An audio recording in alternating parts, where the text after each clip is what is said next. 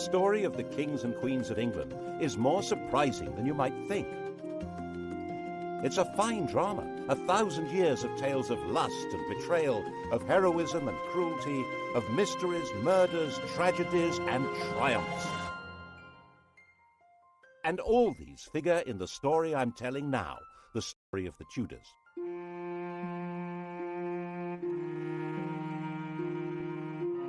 Above all, though, the story of this great dynasty of rulers is a tale of passionate love affairs and what happens when love and high politics collide.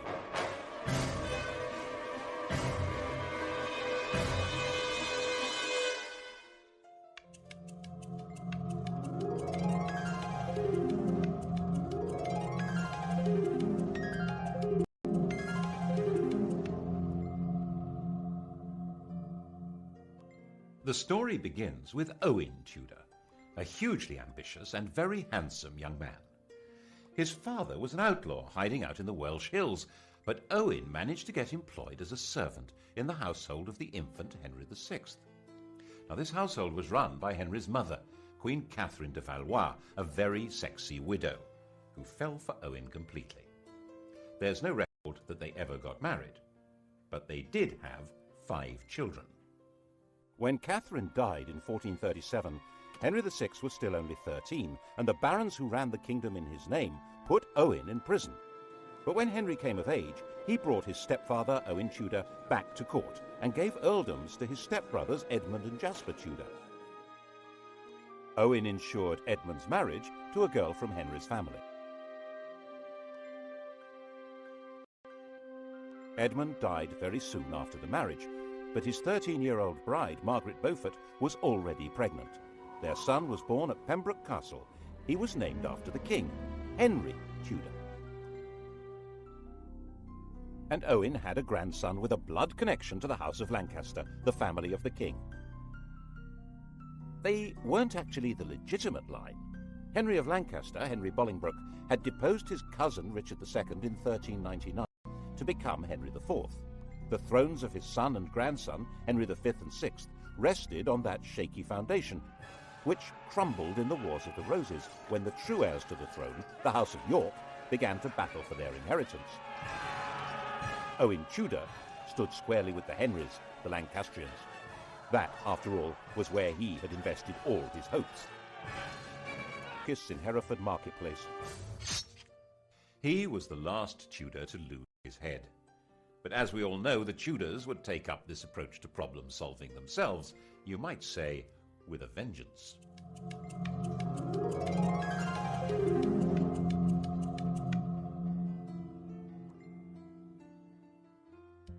Edward of York seized the throne, Edward IV, and Owen's 4-year-old grandson, Henry Tudor, began what would be decades of living on the run or as a refugee.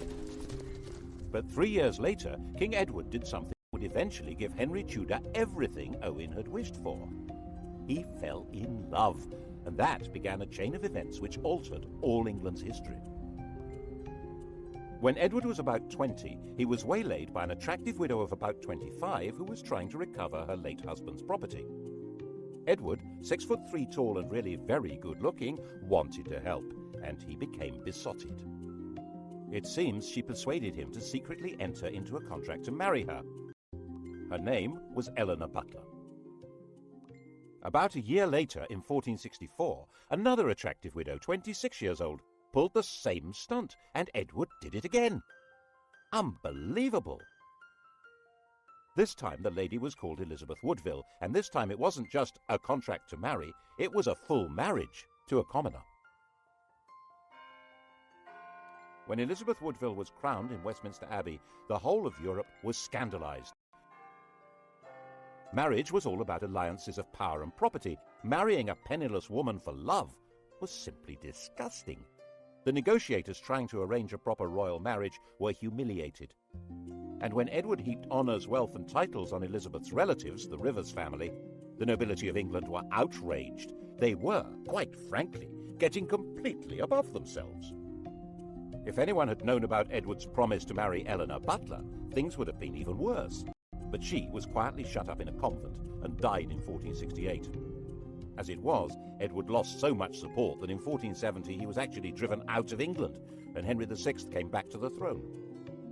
A few months later, Edward came back into London and regained the crown, thanks to the strong support of London merchants to whom he owed money, and even more, it was said, of their wives and daughters, who really seemed to have found him romantically interesting.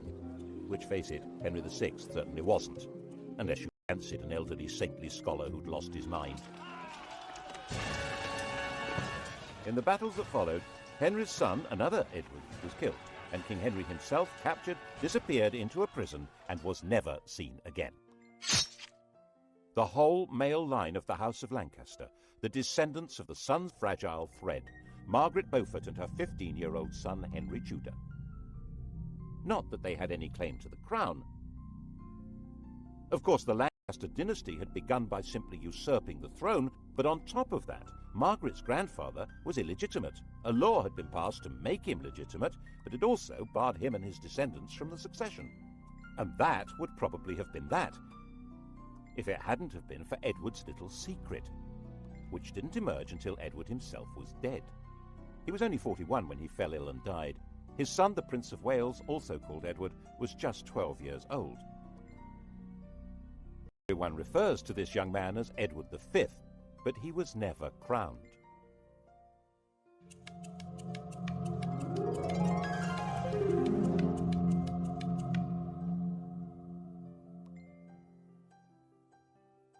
The dead king's will was clear. Prince Edward would be his successor, of course, but he would be in the care of a guardian and protector of the kingdom.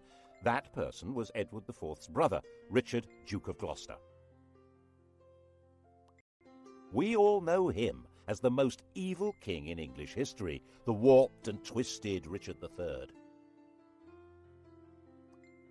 Richard had been in effect King Edward's vice-regent in the north, based in the city of York, and no one at that time said anything bad about him at all.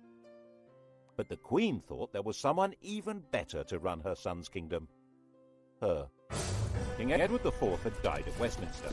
Elizabeth immediately sent her brother and other members of her household rushing up to Ludlow, where Prince Edward was staying. The idea was to hustle him to London and install him before Richard even knew what was going on. Then she and her family, the Rivers, would have control of everything. Richard, of course, did find out what was going on and said he would meet up with the party as they brought the prince through Northampton. Okay? Okay. Except that when he got to Northampton, he found that the Rivers didn't have the prince with them. Alarmed, Richard took them prisoner, found their baggage stuffed with arms and armour. There was plainly an attempt being made at a coup. Richard nipped it in the bud. He found they'd secreted the prince in Stony Stratford, Elizabeth's family home. This was before blue plaques had been invented. Richard escorted the prince to London and installed him in the Tower of London while he set about organising the coronation. And then came the bombshell. The dead king's contract to marry Eleanor Butler had been made in front of a priest, who now decided it was time to speak. Oops! If Edward really had been betrothed to Eleanor, his marriage to Elizabeth Woodville was bigamy, and the young prince couldn't be king because he... This man, Robert Stillington, was no ordinary priest. Edward had promoted him and trusted him, making him a bishop and keeper of the Privy Seal and then Chancellor of England. But then Stillington became awfully friendly with King Edward's ambitious brother, the Duke of Clarence, and Clarence could not be trusted an inch. If Edward's children were illegitimate, Clarence would be next in line to the throne. Edward quickly had his brother sentenced to death and executed in private with no chance to make a public statement. Instead, the world was told Clarence had drowned in a butt of Malmsey, a barrel of sweet wine. Such a sad accident. And Stillington spent a year locked in the Tower. After his release, perhaps nervous of the power of strong drink, he kept his mouth shut until Edward was dead. But now he spoke, and Parliament believed him. With Edward's children illegitimate and Clarence's disinherited when he was executed, Richard was left as the proper successor. He reluctantly accepted. Well, he accepted.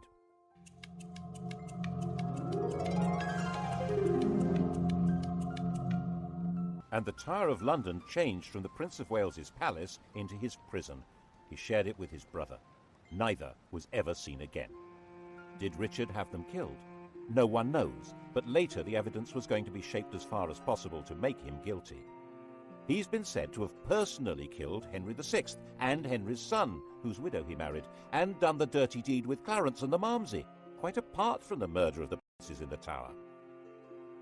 The picture of Richard that's come down to us, the hunchbacked, sinister and ruthless tyrant, is a caricature painted after he'd been deposed and immortalised by the Tudors' greatest propagandist, William Shakespeare. One of the buildings inside the Tower of London was even given the name the Bloody Tower to associate it with Richard's foul murder of the princes, though they almost certainly were in a different building anyway. He'd certainly been a popular figure in the north of England, where his brother had charged him with healing the divisions of the Wars of the Roses, but it only took 4 months for a rebellion to emerge against him.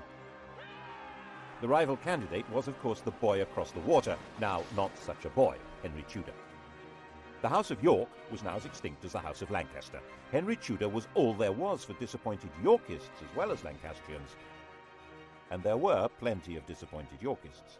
Richard gave positions, power and wealth to men he trusted, whom he'd got to know in the north of England, leaving a lot of southerners out in the cold who thought they could do much better under a more sympathetic figure. And now he came. Landed at Milford Haven in Wales on the 1st of August 1485. 3 weeks later, when he came to do battle at Bosworth, his force had grown by just 3,000 men. Richard came to the battlefield as rightful King of England.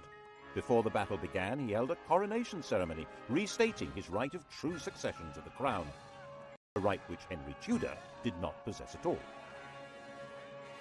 Actually, given the fact that his family was specifically barred from the succession, he had pretty much less claim than anyone else there. But that's not how things were working out. Richard III was the last English king to die on a battlefield. The crown of England was found lying under a bush at the end of the Battle of Bosworth and placed on Henry Tudor's head. And Henry understood how you rule England. Not by winning over great nobles, they'd pretty well all been wiped out, but by winning over public opinion. The pen is mightier than the sword, especially when it tells the story of what happened.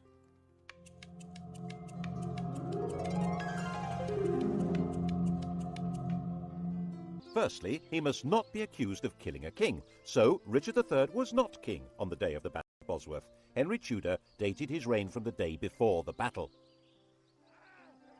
It was Richard who'd been fighting against a king, not Henry. Henry was king. It was Richard who was the traitor. Got that? Secondly, he must deal with the question of his legitimacy as a ruler. So he married Edward IV's daughter. She was the legitimate line of descent from William the Conqueror, a true Plantagenet. Their son, when they had one, would be the legitimate heir by every possible standard. Well, so long as Edward IV's daughter was legitimate, so that had to be dealt with. All documents relating to the business of Edward's marriage to Elizabeth Woodville being invalid were destroyed. All documents relating to the illegitimacy of their children were destroyed, including the Act of Parliament that had spelt out why Richard should be king. These orders were carried out so efficiently that only one copy of the Act has ever been found. That's how we know about it. Other evidence may have existed, destroyed even more efficiently. And if the children were not illegitimate, then of course Prince Edward had been the true King of England, and Richard was a regicide. What a villain! Assuming, of course, that Richard had been responsible for the boy's death. Well, he couldn't be alive, because if he were, he, and not Henry Tudor, would be the rightful king.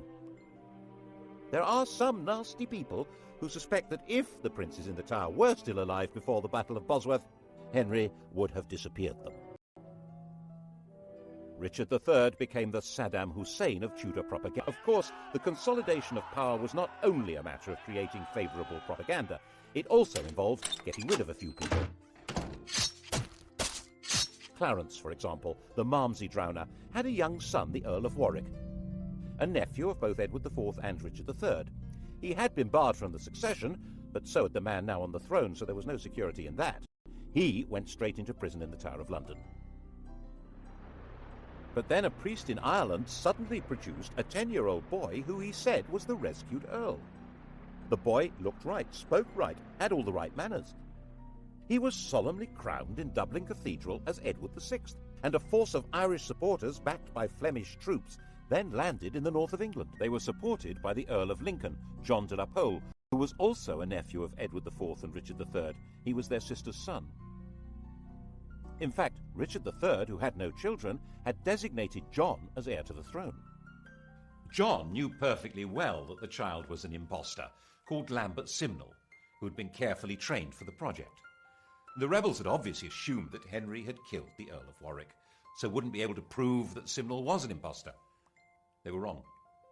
The prisoner, still alive, was put on public display, and the rebels were crushed. But never missing a trick, Henry forgave the child and gave him a job in the royal kitchen. He grew up to be a royal falconer. Another impostor appeared in 1492, this time claiming to be the younger of the princes in the Tower, Richard, Duke of York.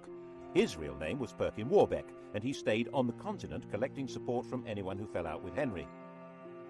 Henry had persuaded Parliament to set up a special court to try members of the nobility who were a threat to the crown. A number of Warbeck's supporters suddenly found themselves arrested, tried for treason, and facing execution. This court was to become the notorious Court of the Star Chamber. Perkin was a constant irritant, first trying to invade from Ireland, then teaming up with the King of Scotland, and finally in 1497 he raised a rebellion in Cornwall, which Henry crushed, and promising leniency persuaded Perkin to surrender. Perkin was imprisoned in the Tower, which of course already housed Clarence's son, the Earl of Warwick. And of course it wasn't long before evidence appeared that the pair of them were plotting a joint escape, and that was the end of both of them. There was one other person with a claim to the throne, Henry Tudor's mother, Margaret. In fact, whatever claim he had, she must have a better one, but no woman had ever ruled England in her own right. And Henry needed a son to inherit the throne. Not just to the Plantagenets, but to patriotic English legends. But Arthur died in 1502, leaving his younger brother Henry as the Tudor heir. And in 1509, when the 52-year-old king died, Henry VIII succeeded to the throne. He was the perfect king, a king out of the storybooks. He was 17 years old, extremely well-educated, extremely good-looking, with polished manners and the style and physique of an athlete. He also had an unchallengeable claim to the crown, and to secure the succession, Henry VIII married the woman to whom he'd been betrothed for 7 years, Catherine of Aragon, his dead brother's widow. The Spanish worried that this was against church rules, and so the Pope granted a dispensation. In fact, this was all rubbish. While the Bible specifically forbids a man from sleeping with his brother's wife, it actually insists that he must marry his brother's widow. Anyhow, 2 years later, Catherine gave birth to a son. But the infant soon died. So did the next. In fact, the marriage only produced one child that lived, a girl called Mary.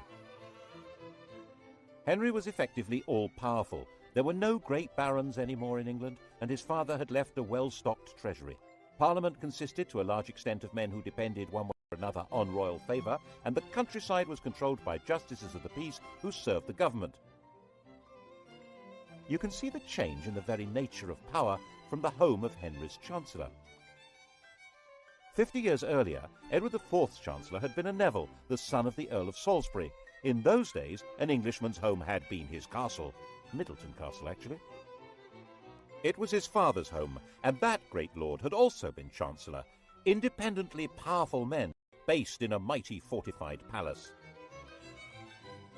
But under the Tudors, the great power of the Nevilles had been broken. Middleton Castle was in the hands of the king. When Henry VIII's Chancellor Wolsey built himself a home, it certainly wasn't a castle. It was this magnificent palace, Hampton Court. Glass windows instead of arrow slits and chimneys instead of crenellations. No one needed a fortified house under the protection of a great king, and it was all at Henry's pleasure. If Wolsey didn't deliver what the king wanted, he was entirely dispensable, and that, of course, is what happened.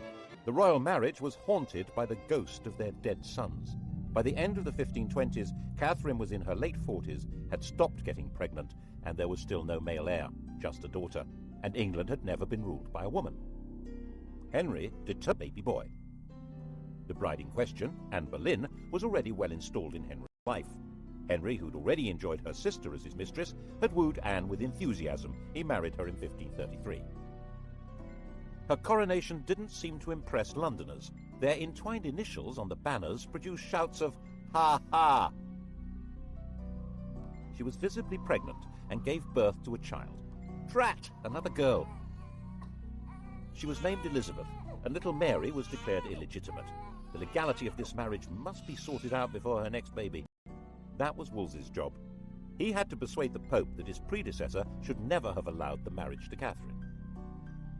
Henry fancied himself as a theologian. He'd written an attack on Luther, which became a bestseller, and the Pope had declared him a defender of the faith. A proud boast which he stuck on the coinage and has remained there ever since. Every English monarch is fid deaf. So he told Wolsey exactly how the argument should be put to the Pope. Wolsey could probably have swung it if he'd left alone. As it was, he failed and lost his job. And the Pope had also failed. So Henry, the defender of the faith, fired the Pope. To achieve this drastic act, having himself legally declared the supreme head of the Church in England, required an extraordinary shift in power. He had to find a way of giving the nation a voice so that it could say what he wanted. That way was through Parliament. The Church's wealth and power was hugely popular. The notion of no longer paying church taxes to Rome was really very cheery. But it wasn't as simple as that.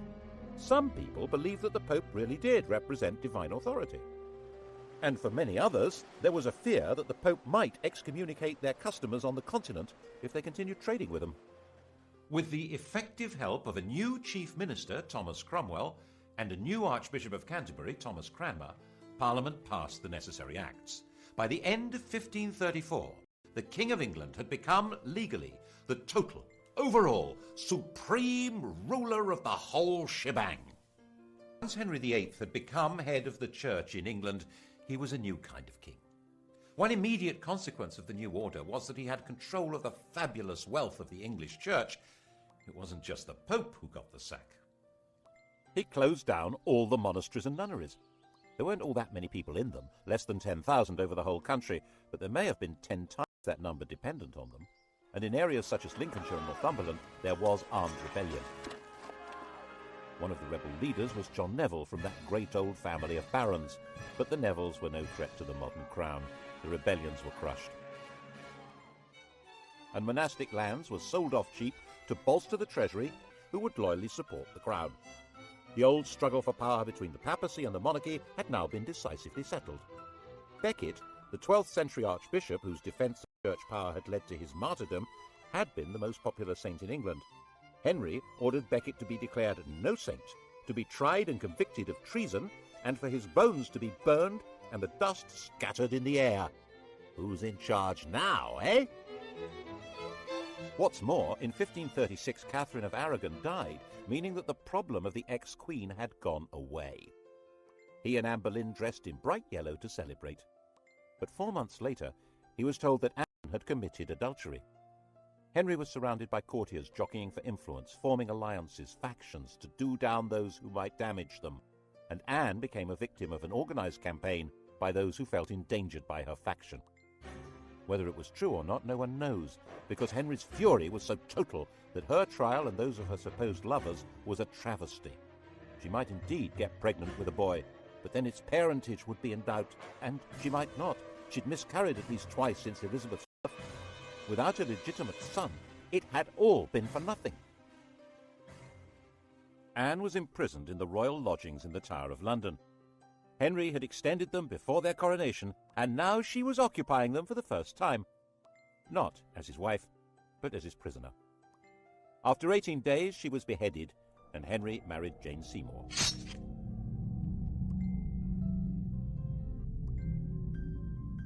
England after the death of Anne Boleyn was a kingdom like no other.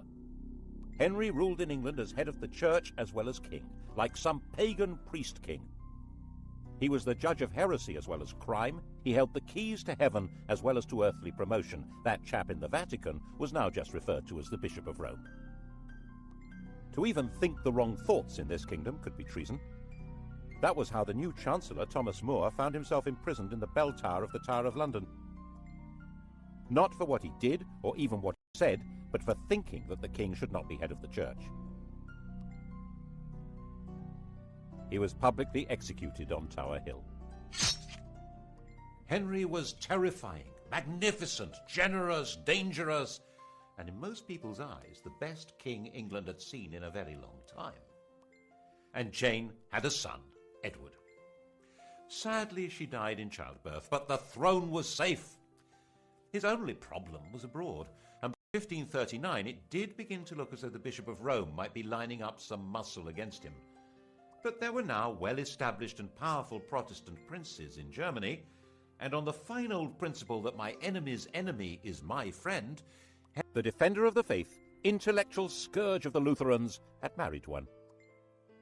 Actually, neither of them was much interested in theology, or in each other. Henry, now fat, with an ulcerating leg and a vicious temper, thought his 23-year-old wife was plain silly and lacking in all the graces. He called her a Flanders mare, and they both quickly agreed the marriage was a terrible mistake. Fortunately, it was soon discovered that she had a pre-contract of marriage with someone else, and so there never had been a valid marriage to Henry. The only casualty was Thomas Cromwell, who'd set the whole thing up, and who now went to the block. Well, him and one of Anne's ladies-in-waiting, Catherine Howard. Her destruction began when Moores ended. She was a kind of well-connected Monica Lewinsky figure, a teenager with sex on her mind who wanted to seduce the most powerful man around. And he fell for her and married her. And when she carried on being sexy and had sex with other men, he flew into another tempestuous rage and had her beheaded. Her lovers' heads were mounted on London Bridge. Henry then decided to marry John Neville's widow, Catherine Parr. She was extremely nervous, but had no choice. She worked hard at trying to keep Henry's temper in check, moderating his ferocity towards people he thought were traitors or heretics, and persuading him to acknowledge Mary and Elizabeth as his legitimate children. His death, 4 years later in 1547, was obviously a huge relief. Henry had succeeded in leaving a son, but only just. Jane's son, Edward VI, 9 years old, was a sickly child. He was educated as a Renaissance prince, a humanist, and as a Protestant, far more so than his father. He was only a child, and government was in the hands of a council, but in a world of royal tyranny, this... So John had been talking things over with His Royal Little Highness, and they cooked up this bizarre proposal to hand the throne to John Dudley's daughter-in-law, the 15-year-old Jane Grey. She was Edward's first cousin once removed, not exactly next in line for the throne, but Protestant. The hereditary principle was a bit medieval, don't you think? Give that girl a crown. Jane knew absolutely nothing about what was being planned for her, and when she found out that she was to be queen, she fainted in shock. England had been swindled, and knew it. Jane came to London as queen, but was she? Everyone's eyes turned to Mary. Throughout all that had happened since Henry had disowned her, Mary had very publicly maintained her Catholic faith and the public celebration of the Mass.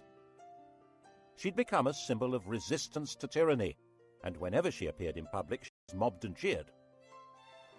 And now, Mary announced that she was the proper heir to the throne, and she was going from her home in Framlington in Surrey to be crowned in London.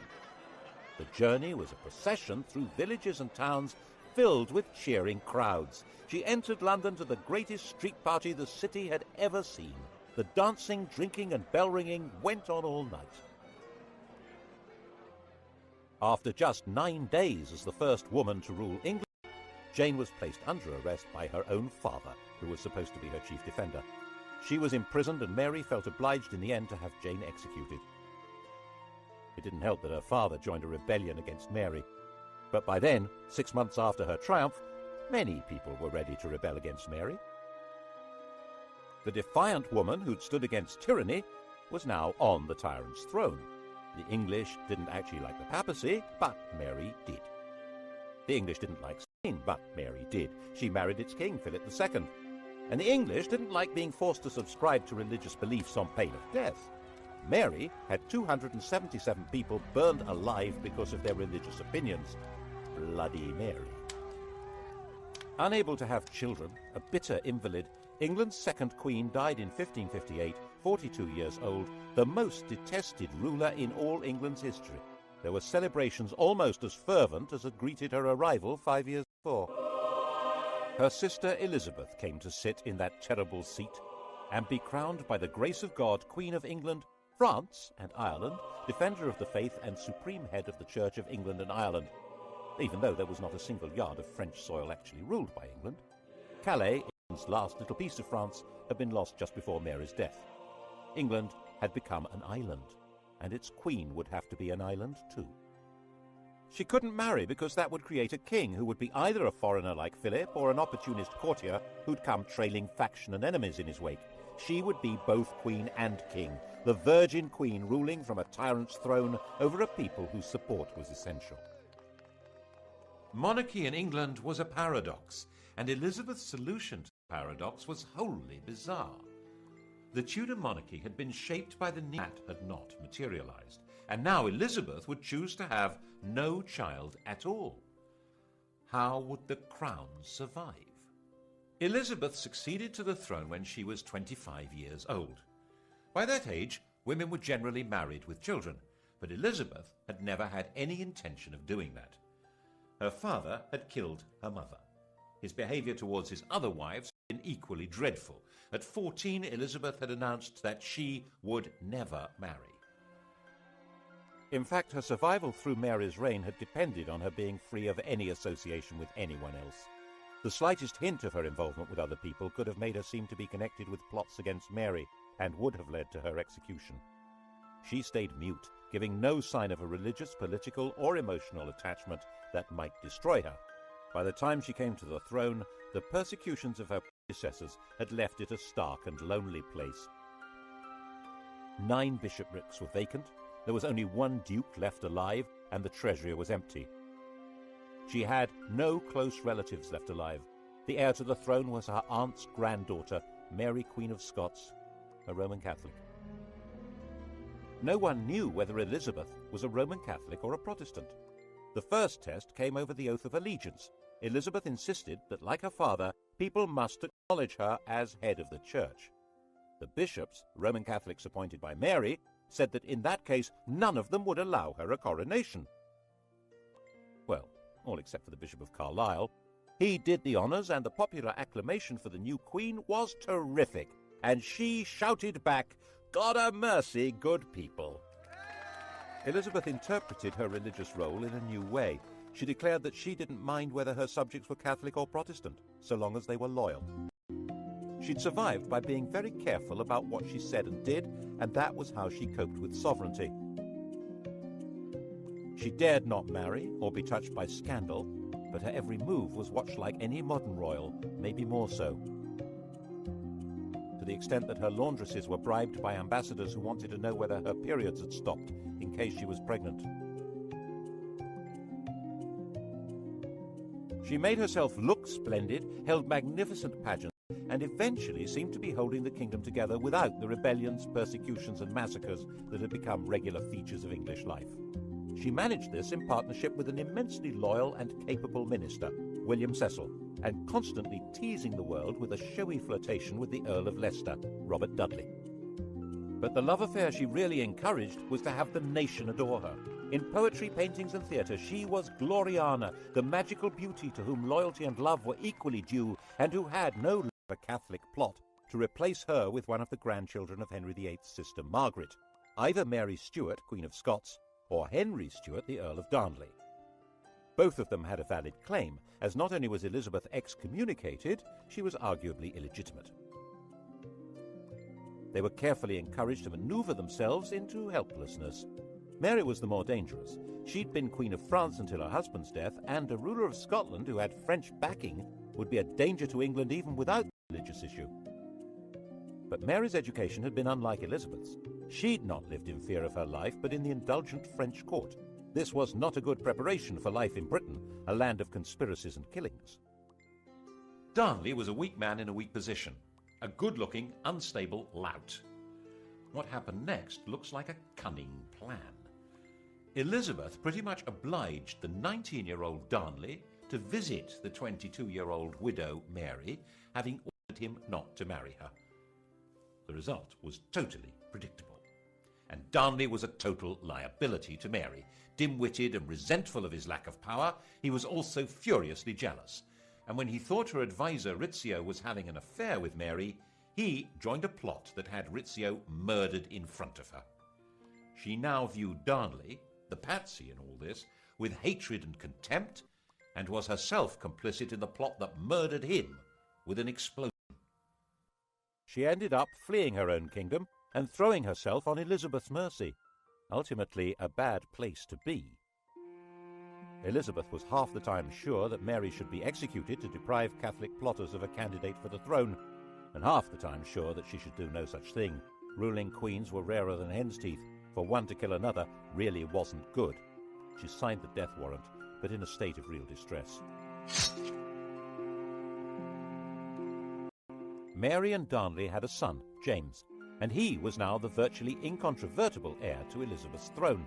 She wrote to him confirming that and apologizing for what she'd done to his mother. The very idea that it was legitimate to kill a crowned sovereign was extremely dangerous. Elizabeth was deeply concerned with the rights and powers, the prerogatives of the sovereign. She was very wary of Parliament, which in her view treated every request for taxes as a blackmail opportunity to give itself powers of government. So she tried very hard not to ask for taxes, and her government was parsimonious, mean as possible, and then some. She was determined to protect royal authority. She refused to allow Parliament to refer to England as a state. She said it sounded too much like something to do with the States General, the parliamentary body that ruled the Dutch Republic. That republic, it was her ally in her struggle to keep England out of Spain's clutches, but she was nervous that its political ideas might be catching. England was a kingdom. It happened to be ruled by a queen, but as she famously said, one who had the heart and stomach of a king. Of course, Elizabeth's greatest moment was when she managed to see off the Spanish Armada, when Philip II, by far the most powerful ruler in the world, assembled a vast fleet to collect an invasion army from the Low Countries and bring England back into the Roman Catholic Church. The English fleet, genuinely patriotic, genuinely daring, skillfully harried the Armada to prevent it finding a safe anchorage where it could make contact with the landing force.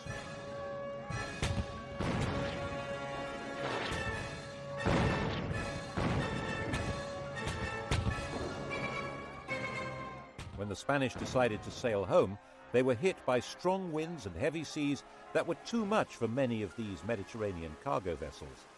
So far as the English and the Dutch were concerned, God had blown them away. Philip himself saw it as a baffling defeat that meant God was not on his side. But Elizabeth was still not prepared to ask Parliament for the money to pay her victorious sailors' wages. They were not due to be paid until they came ashore, so their queen left them rotting at anchor. And when messengers came to court to plead for the starving men who'd saved England, they arrived in the middle of extravagant celebrations of the victory and were turned away. Elizabeth died, the grandest of all England's rulers, in 1603. Her successor was Mary's son, James Stuart, already ruler of Scotland. He had inherited glory, but with it an empty treasury and an isolated kingdom. In the next programme, we'll see what the Stuarts did with this poisoned chalice.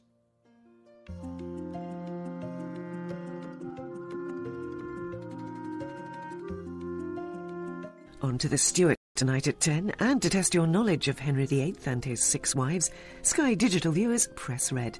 Coming up on UK TV history, decisive weapons at Agincourt and in the Falklands, the longbow and the Harrier jet.